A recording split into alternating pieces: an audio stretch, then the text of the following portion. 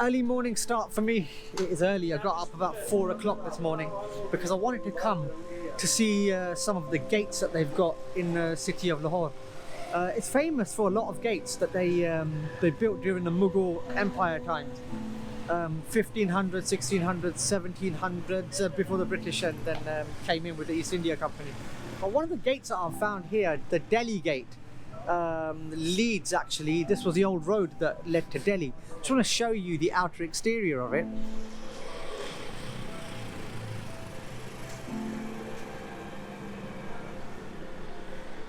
This actually was originally built during the Mughal times, but when the 1857 mutiny happened, when the British fought against the combined forces here in India, this gate was destroyed and it was rebuilt during the British Empire, during their rule.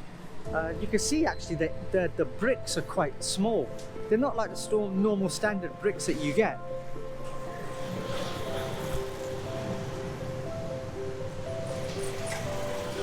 So I think this must have been the type of brick that was used for construction at that time. Looking at the gate, just looking at some of the windows, I don't think much preservation really goes on here, or much effort is actually put in to have, maintaining this and using this as a cultural reference point for people. I think it's just one of those gates, I think, that people just pass through and pretty much ignore, because I would have hoped that there was a little bit more work going on here. But I think this is I think it's a common theme, I think, in the subcontinent, in that you get a lot of these historical buildings and sites, and what really is missing are sort of commissions or things set up to try and preserve the buildings and try and keep their history alive. Because I think the sad part is, if they lose this in the next sort of 15-20 years, you're not going to get this back, and this has got a lot of history going back a few hundred years. You can put as many skyscrapers, I feel, as you want, but I think once you lose something like this, it's not something that you get back quite easily.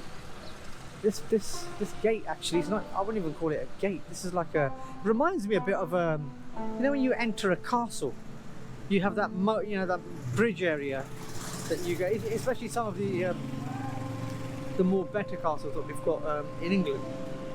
Some of the ones that are still open up to tourists.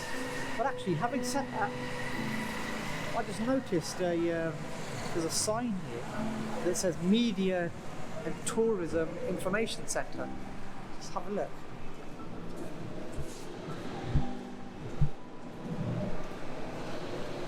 So there must be something going on here, but the thing is, it's actually closed. There's nothing here, but it's a bit early. I am a bit early. And actually, maybe another thing that's being used for some purpose as well. I think they've got there's tubes, a bit of traffic now, a bit of congestion. Need a traffic warden, and they've got, I think I've just seen a sign, so I think somebody's using it for a shop.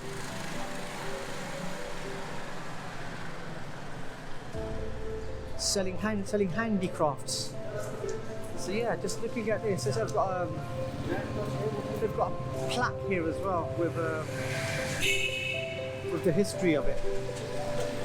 And it just says that